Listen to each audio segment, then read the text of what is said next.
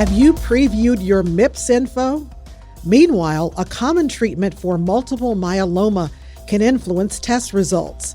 And a microbiologist is headed to the House. These stories and more coming up next. This is Path News Network Daily Edition from the College of American Pathologists. I'm Nancy Johnson. It's Friday, May 29th.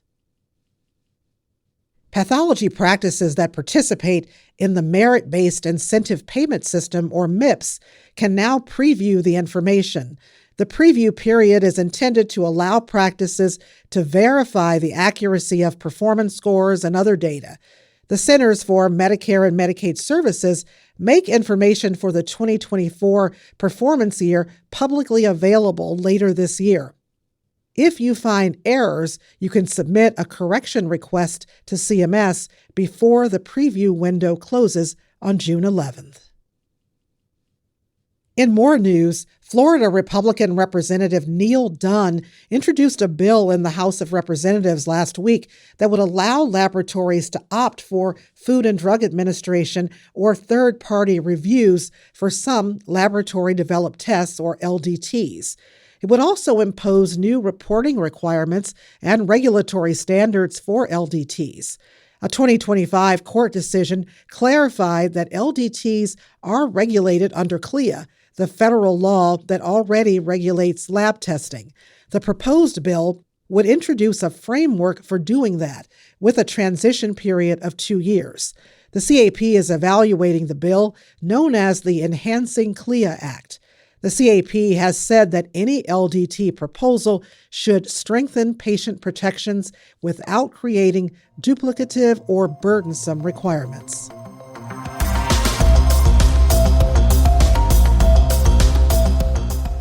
An increasingly common treatment for multiple myeloma could lead to false negative interpretations in subsequent lab tests, according to a study published in the American Journal of Clinical Pathology.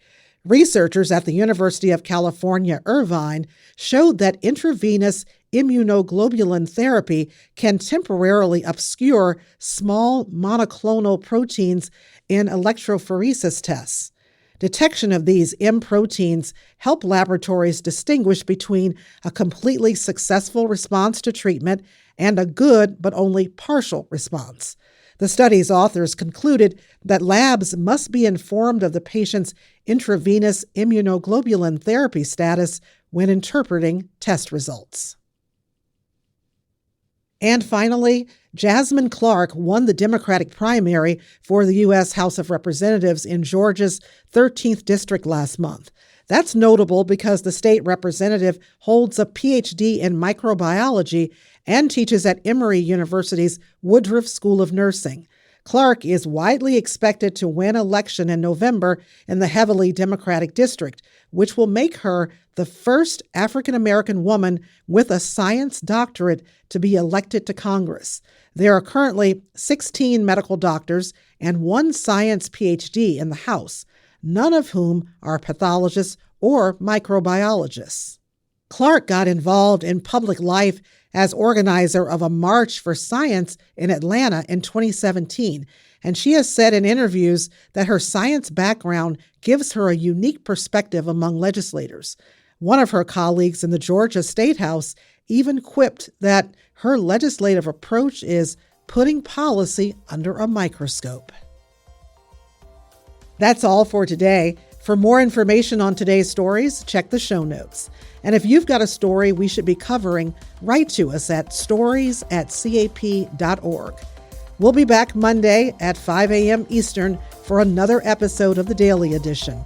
I'm Nancy Johnson. Have a great weekend.